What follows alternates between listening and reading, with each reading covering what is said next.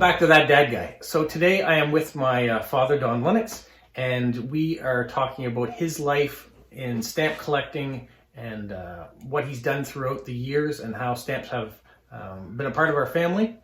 And the first part of that is goes way back. Actually, it goes back to my father's grandmother, so my great-great-grandmother, and a gift that she was given that has to do with stamps.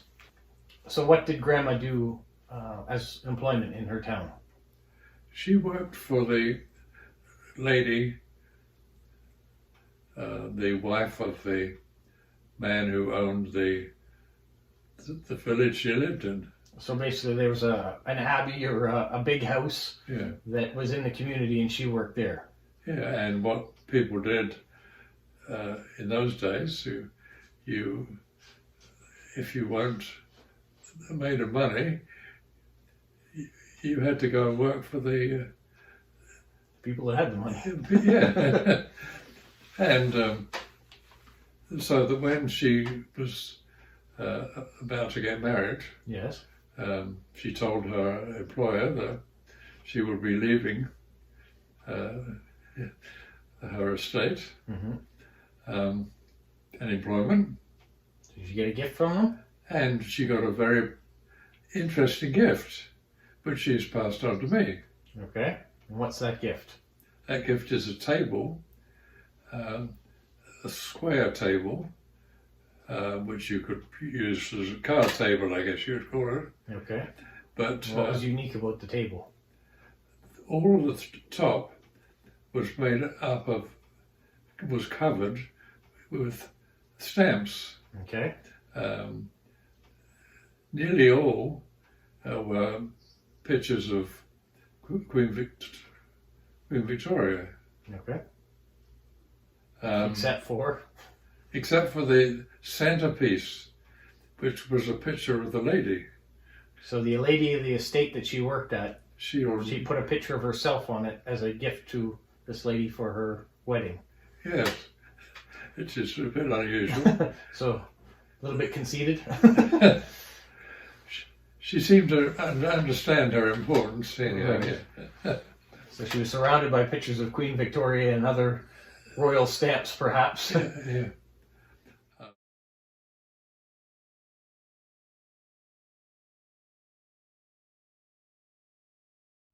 How long have you collected stamps, Dad?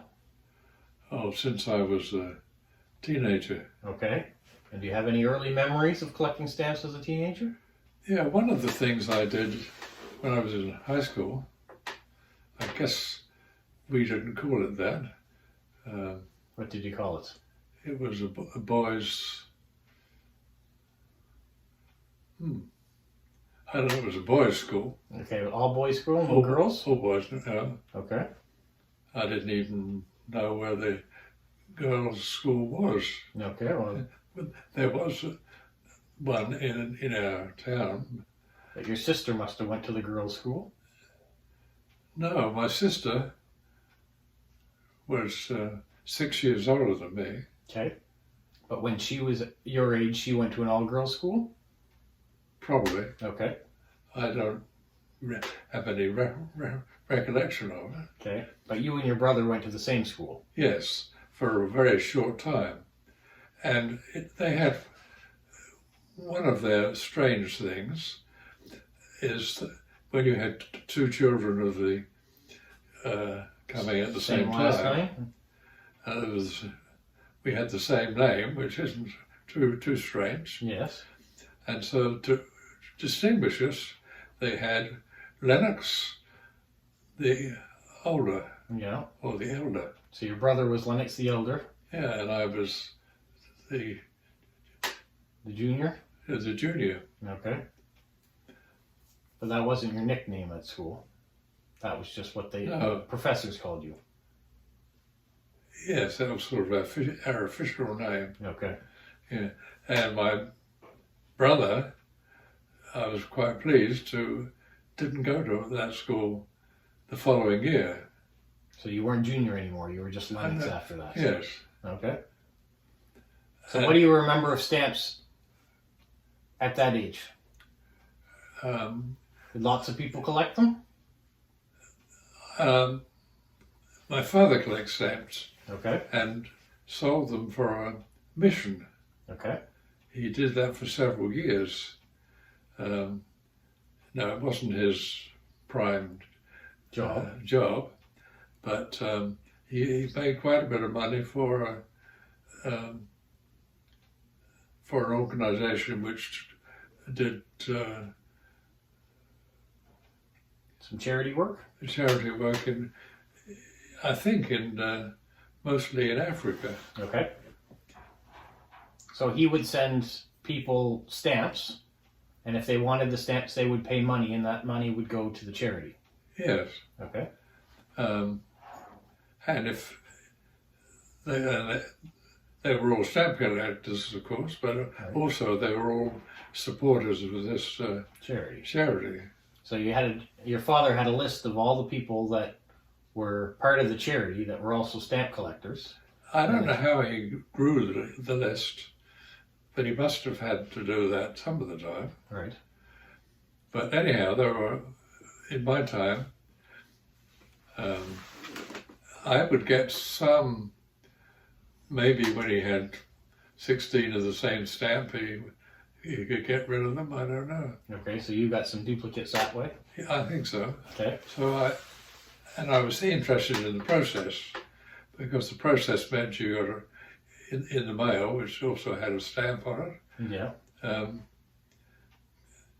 There would be some stamps which I could buy at the price that was shown, so that if people wanted the stamp, they could buy it. If the price was wrong, they could negotiate it. No, I don't think there was any negotiation. They would just send it on to the next on the list. Okay, so your father would send out stamps to these people on the list, and if they want it, they bought it. If they didn't, they would move on and they would mail it off to someone else on the list. Yeah, and I think they sent the money direct to the charity. Okay, so it didn't go back to your father. I don't think so. Okay. It could have done, because he was a banker, so that they may figure that he could be the charity treasurer at the same time. Yeah, I don't know that. So. Okay. So anyways, your interest in stamps became as a result of him collecting or him sending stamps. Yes, I wasn't. This would be when I was a teenager. Yeah. And my pocket money didn't lend itself to buying money on stamps, but I didn't have the interest of it. Did anybody else in your family collect stamps? Yeah, my sister, who was 6 years older than I was, okay, she collected stamps. When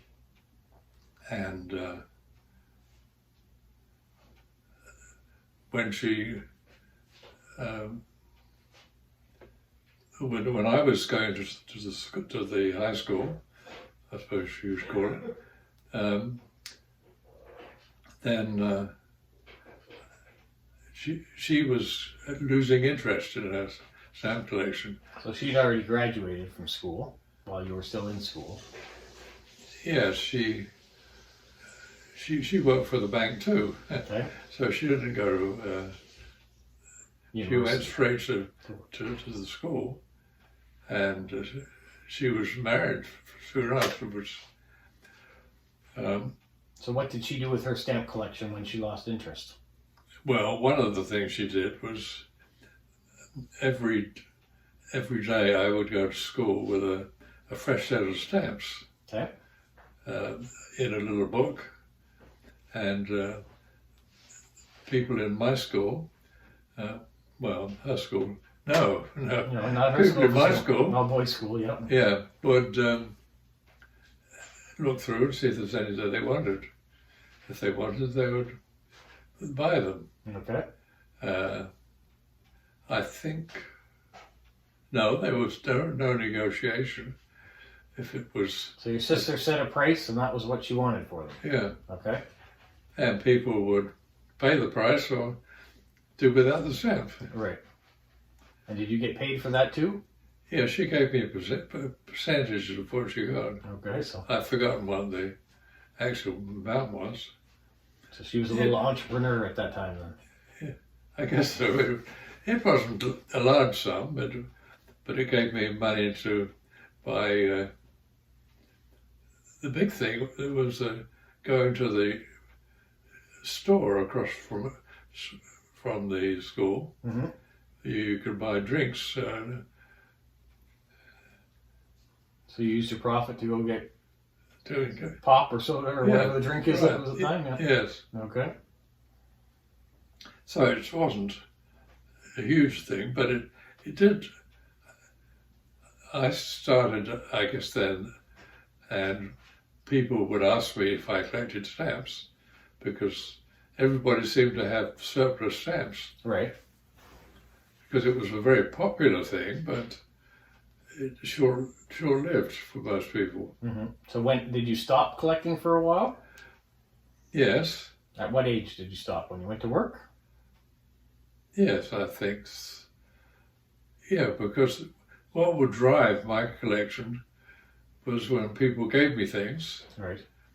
I didn't want to buy stamps, but I would, if I got them and hadn't got them, I would accumulate stamps. Okay. And I'd exchange it with people. So where were you when you were younger? This was in London. Okay. No. I went to another school. No, sorry, forget this school issue, because during the war, children in London were all sent into the country. You were evacuated, yeah? Evacuated, yeah. So you were evacuated into the country for a spell?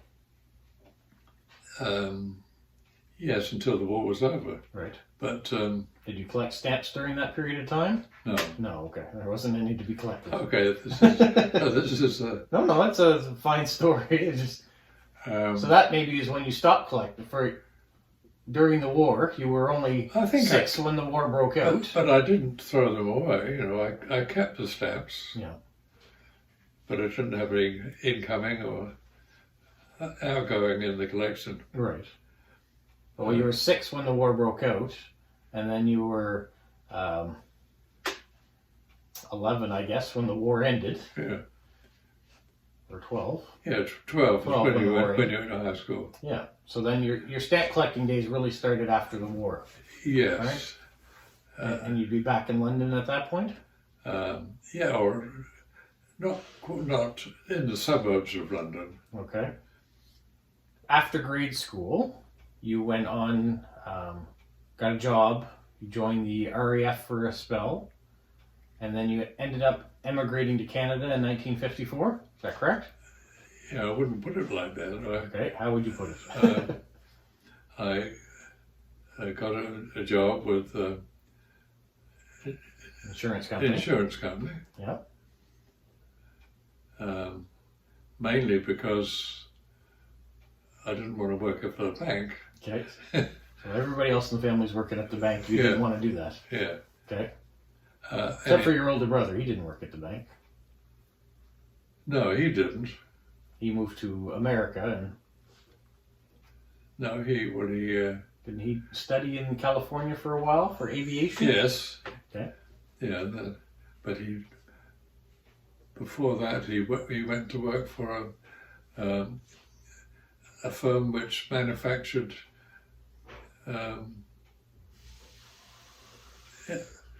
Airplanes. Yeah. Yeah. Not exclusively, I don't think. Principal. Then after the declaration, right after war was Completed? started, Okay, started, yeah, okay. he worked for a company which made aircraft. Okay. And how much older was he than you? He's 3 years. 3 years, okay. So he was the middle child. So he went to aviation, and your sister went to the bank, and you joined insurance. Is that right? Yes, Right. but a different bank, not my Not dad's the bank. same bank, okay. So he wasn't her superior at the bank then, or his boss No. was. Well, nobody was really. He wasn't. He was at head office, Okay. but he had his name in the. He was very proud to have his name in the book of people, Higher up in the bank. Yeah. So how long did you work for the insurance company before you had to get conscripted? 2 years. 2 years, okay. And then what happened? Then I had to do my national service, Okay. which was also a 2-year period. Okay. Then I was guaranteed my old job back Okay. So if I chose. which branch of the military did you choose? I chose the Air Force. And why did you choose the Air Force? Partly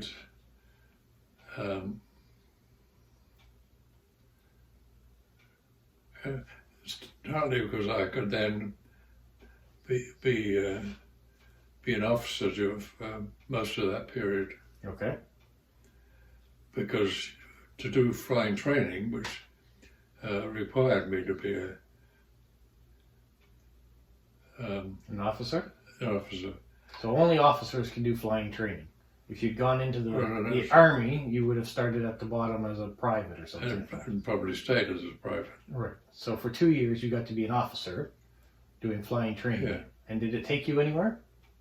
Yes, to do my flying training, I couldn't do it in England. Okay. I could go to Africa, Yes. North Africa? Or where else? or just Africa. I'm not sure where. What other place? You didn't go to Africa. Oh, Africa or Canada. Oh, Canada. So you chose Canada? Yes. Okay. And how long were you in Canada? For 6 months. 6 months. And what area of Canada were you in? I was in Ontario. Okay. So after your 2 years, you went back to the job that had been saved for you at the insurance company. And then you decided to move to Canada? Yeah, I decided while in the Air Force that I was going to explore the possibility of going back, and I was anticipating going back to Ontario, Okay. because that was where most of the life insurance companies had their headquarters. Okay. And so I chose the ones who did business in England, so I could go to the but it was mostly because then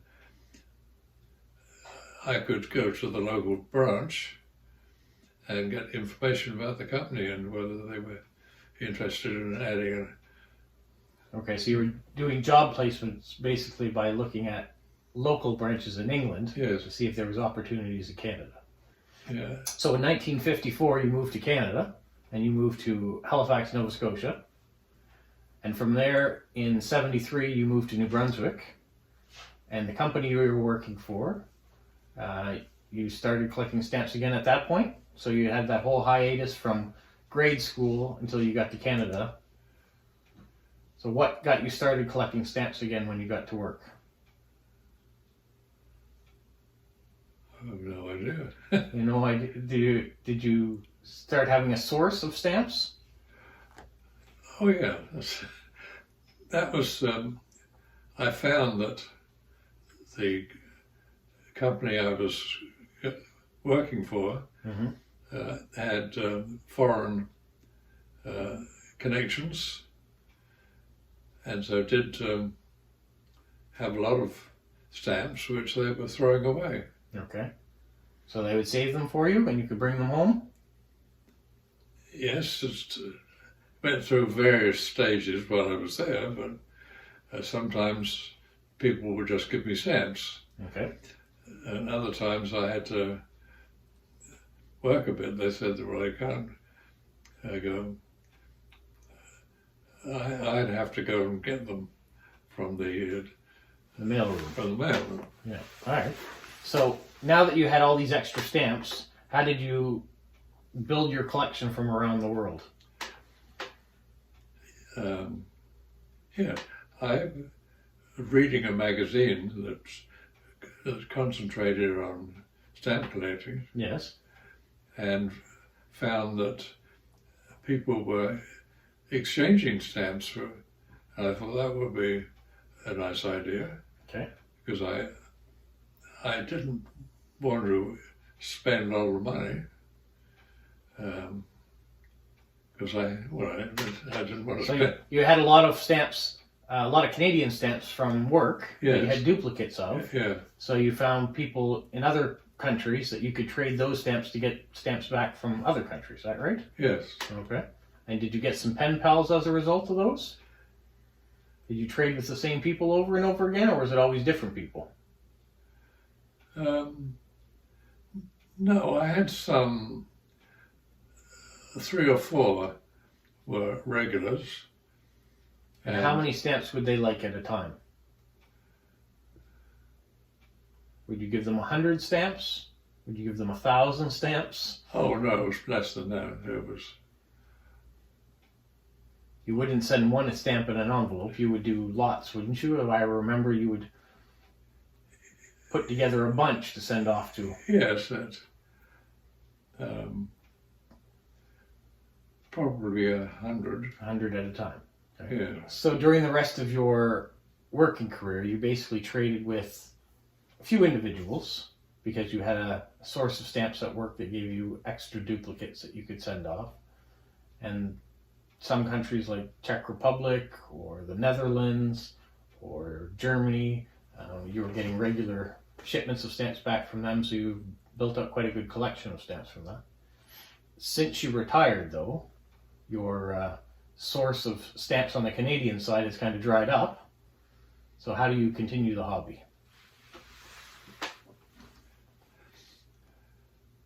How do you get your Canadian stamps now? Do you go to the post office? Yeah, I had quite a collection of Canadian stamps. Right. And wished to maintain it. So now take advantage of the post office, Okay. who, what do you call that? They issue a year-end album? year-end album, yeah. So all the stamps that Canada puts out in the course of the year, they put into an album. So you can buy it as one fell swoop every year, so you have the complete collection. Is that right? That's why you buy them from them, so you can have the complete year's collection of stamps that came out? I thought that's what I was getting, but I'm not so sure it is it? Yeah, that's the way it works. I mean, if you wanted to have 4 of the same stamp or sheet or first day covers, that's not going to be in there. No. But every individual stamp they put out in the year will be in that album. Oh, okay. Okay? And And then now, if you want stamps from other countries, you just rely on the generosity of other people that are sending them to you. Is that right? yeah. Yeah, okay. So you're not, there's no pressure anymore to send off to individuals 100 at a time. You're not doing that anymore. You're just maintaining what you have. Yeah. All right? Yeah, I mean, I did have, I suppose they would be friends because they used to write me letters. One chap in Israel, Yes. he taught in the university apparently, Okay. and he wanted other things. He wanted not just stamps.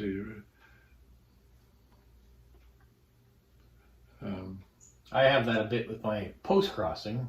When you send postcards, they have wish lists sometimes, and sometimes they say they want to have a specific image of a postcard. Sometimes they say they want to have a magnet with it. So it's not always about postcards.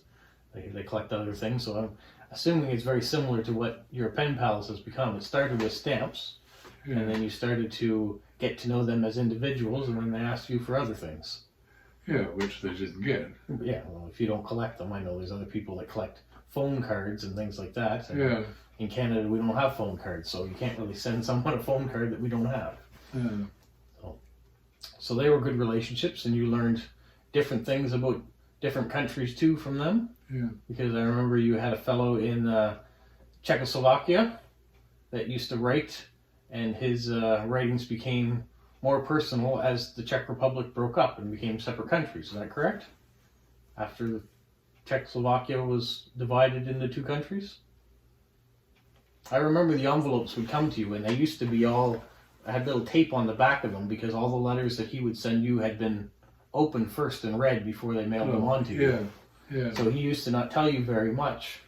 And then when things became a little bit more relaxed, he used to share more about his family and what was going on. Do you remember that? Vaguely? No, Not really? No? Okay. Not really, It's Good story. It's a good story.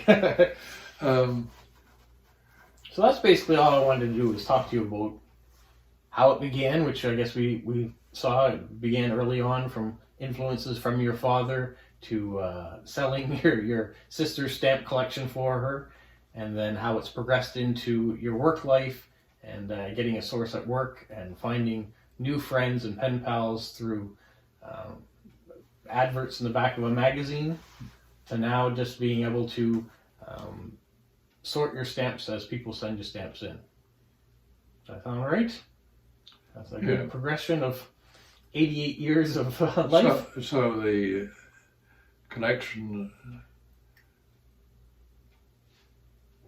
isn't well, I guess it's growing. I've got the stamps.